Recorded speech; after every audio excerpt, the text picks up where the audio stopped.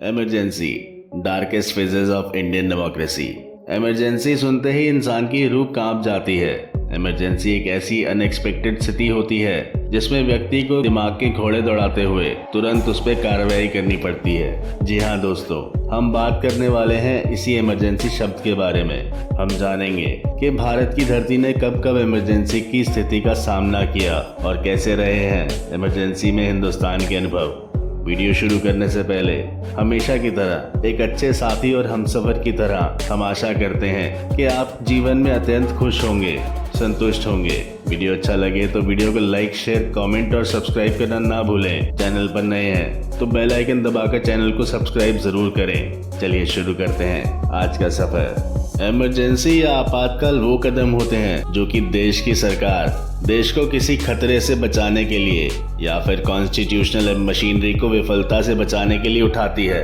देश में इमरजेंसी लगाने की शक्ति माननीय राष्ट्रपति के पास होती है। भारतीय संविधान के अनुसार हमारे यहाँ 3 तरह की इमरजेंसी होती हैं। पहली, नेशनल इमरजेंसी, जो कि कॉन्स्टिट्यूशन के आर्टिकल 352 से संबंधित है। भारत के राष्ट्रपति भारत के प्रधानमंत्री जी की अध्यक्षता में केंद्रीय मंत्रिमंडल के लिखित निर्णय प्राप्त करने के बाद नेशनल इमरजेंसी की घोषणा करते हैं। ये तब लागू की जाती है जब राष्ट्र या फिर राष्ट्र के किसी भी क्षेत्र के लिए गंभीर खतरा होता है। ये इमरजेंसी सिचुएशन 3 वजहों से लगाई जाती है दोस्तों। वॉर यानी युद्ध, एक्सटर्नल रेबेलियन यानी बाहरी विरोध और आर्म्ड रेबेलियन यानी सशस्त्र विरोध, जिसे इंटरनल इमरजेंसी या फिर आंतरिक आपातकाल भी कहा जाता है। दूसरी, स्टेट या राज्य इमरजेंसी, जिसका वर्णन कॉन्स्टिट्यूशन के आर्टिकल 356 में है। जब भी किसी राज्य में संवैधानिक तंत्र संविधान का पालन करने में विफल रहता है तो ये सिचुएशन आ जाती है राज्य या राष्ट्रपति शासन। तीसरी, फाइनेंशियल या वित्तीय इमरजेंसी, जो कि कॉन्स्टिट्यूशन के आर्टिकल 360 से संबंधित है। यदि राष्ट्रपति संतुष्ट हो जाता है कि ऐसी स्थिति उत्पन्न हो गई है जहां देश या देश के किसी हिस्से की वित्तीय स्थिति खतरे में है तो ये वित्तीय आपातकाल की घोषणा कर दी जाती है। तो आइए दोस्तों, आज हम वीडियो में बात करते हैं इन नेशनल इमरजेंसीज की जो कि भारत में लगाई गई। भारतवर्ष में नेशनल इमरजेंसी आज तक 3 बार लागू की गई है। जब भी इमरजेंसी लागू की जाती है, केंद्रीय सरकार संघ और राज्य के कॉन्करेंट या फिर समावर्ती मुद्दों पर नियंत्रण हासिल कर लेती है। इसी के साथ केंद्रीय सरकार राज्य के मुद्दों पर भी अधिकार प्राप्त कर लेती है। इसी के साथ साथ दोस्तों, नागरिकों के फंडामेंटल या फिर आसान शब्दों में बोलूं तो मौलिक अधिकार भी इमरजेंसी में प्रभावित होते हैं।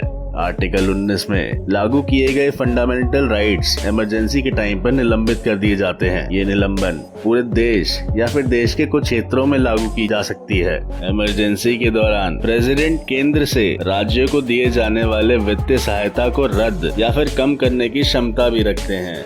भारत देश में 3 में से 2 बार इमरजेंसी को युद्ध या फिर बाहरी विरोध के चलते लगाया गया, जबकि तीसरी इमरजेंसी आंतरिक गड़बड़ी के चलते लागू की गई थी। दोस्तों, भारत में पहला आपातकाल राष्ट्रपति सर्वपल्ली राधाकृष्णन के कार्यकाल में 26 अक्टूबर 1962 भारत चीन युद्ध के दौरान घोषित किया गया। इसकी घोषणा प्रधानमंत्री श्री जवाहरलाल नेहरू के द्वारा की गई थी। हालांकि 1 महीने से भी कम समय में युद्ध विराम हुआ, परंतु ये इमरजेंसी नहीं हटाई गई। 1965 में जब भारत पाक वॉर हुई तभी भी ये इमरजेंसी लागू थी। हालांकि ताशकंद एग्रीमेंट 11 जनवरी 1966 को साइन हो गया था, पर फिर भी इमरजेंसी को 10 जनवरी 1968 को हटाया गया। दोस्तों, देश में दूसरी नेशनल इमरजेंसी 3 दिसंबर 1971 को प्रधानमंत्री इंदिरा गांधी द्वारा बांग्लादेश लिबरेशन वार के दौरान घोषित की गई। हालांकि ये युद्ध ज्यादा लंबा नहीं चला और 16 दिसंबर 1971 को खत्म हो गया, पर फिर भी इमरजेंसी के हालात देश में बने रहे और आने वाले काफी समय तक इमरजेंसी लागू रही। और दोस्तों, हैरान कर देने वाली बात यह है, जब भारत में तीसरी नेशनल इमरजेंसी लगी तब तक भी दूसरी नेशनल इमरजेंसी चालू थी। जी हाँ दोस्तों, सेकंड नेशनल इमरजेंसी खत्म हुई 21 मार्च 1977 को। सेकंड नेशनल इमरजेंसी के दौरान भारत के प्रधानमंत्री श्री वीवी गिरी थे। दोस्तों, आइए अब बात करते हैं देश की तीसरी नेशनल इमरजेंसी के बारे में। ये इमरजेंसी न्यायपालिका प्रणाली और विधानसभा के बीच टकराव के कारण लगाई गई थी। इस दौरान देश के प्रेसिडेंट थे फखरुद्दीन अली अहमद और प्रधानमंत्री जी थी इंदिरा गांधी जी।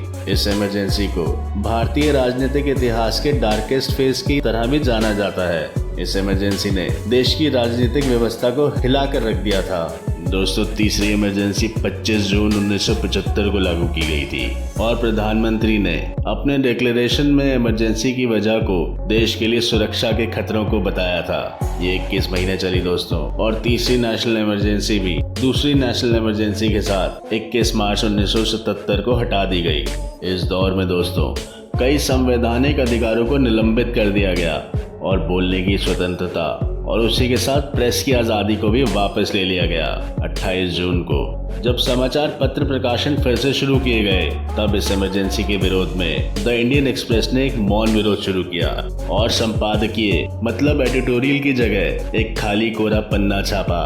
वहीं द फाइनेंशियल एक्सप्रेस ने रविंद्रनाथ टैगोर की कविता where there is mind without fear the head is held high को छापा। इमरजेंसी के दौरान कुछ फिल्मों को भी बैन कर दिया गया। इनमें से एक थी गुलजार साहब की मूवी आंधी, दूसरी थी अमृत नहाता की किस्सा कुर्सी का, उसको भी बैन कर दिया गया और उसके प्रिंट्स को तो जला तक दिया गया। एक किस्से की माने तो शोले पिक्चर का क्लाइमैक्स भी इमरजेंसी के दौरान बदल दिया गया था दोस्तों। माना जाता है कि गब्बर को पकड़ने की बजाय पहले गब्बर को मारा जाने वाला था, पर देश में चल रही परिस्थिति के चलते शोले के ठाकुर या फिर पुलिस अधिकारी ठाकुर ने गब्बर को ना मारकर सिर्फ उसे गिरफ्तार किया। दोस्तों, आपातकाल के हटाए जाने के बाद श्रीमती इंदिरा गांधी ने राष्ट्रीय चुनाव की मांग की, जो कि देश में उन दिनों की हालात को देखते हुए एक बहुत बहादुर फैसला था। इस राष्ट्रीय चुनाव में जनता पार्टी चुनाव जीत गई और भारत के इतिहास में पहली बार किसी गैर कांग्रेसी सरकार ने अपनी पार्टी बनाई थी। 1977 में श्रीमती इंदिरा गांधी एक बार फिर से इलेक्शन में राजनारायण के आगे हार गईं, लेकिन राजनारायण ने ज्यादा लंबे समय तक सरकार नहीं चलाई और उनकी पार्टी भी अल्पकालिक या थोड़े टाइम के लिए ही थी।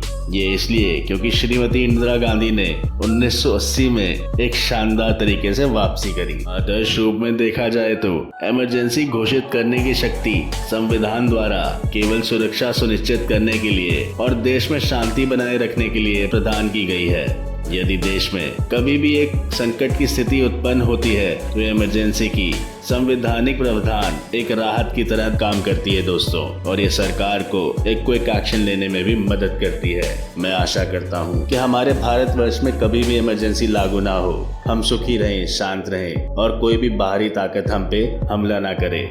कहिए दोस्तों, कैसा रहा आज का सफर? जी हाँ, कमेंट करके जरूर बताइएगा कि आपको कैसा लगा ये वीडियो। आशा करते हैं कि हम आपको इस वीडियो के साथ बांध के रख पाए होंगे। मिलते हैं जल्दी आपसे दोबारा दूसरे वीडियो में। तब तक के लिए अपना और अपने प्यारों का ख्याल रखिए। सी यू, बाय बाय।